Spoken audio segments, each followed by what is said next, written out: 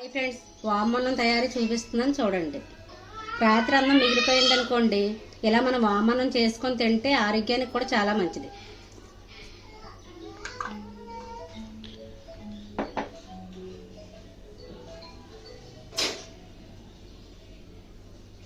అన్నంలో తగినంత సాల్ట్ వేసుకొని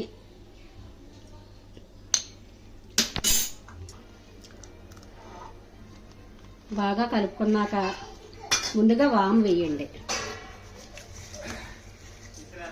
నూనె మీరు తగినంత వేసుకున్నాను నేను, మీకు నచ్చితే కొద్దిగా ఎక్కువ వేసుకోండి,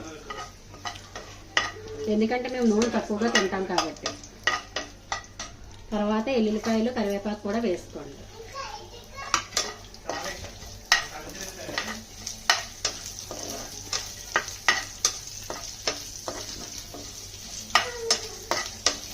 ఈ వెల్లుల్లిపాయలు ముక్కలుగా చేసి వేసుకుంటే ఫ్లేవర్ బాగా దిగుతుంది. కరివేపాకు కూడా ముక్కలుగా చేసి వేసుకోండి. ఇది బాగా వేగాక తగినంత పసుపు వేసుకోండి.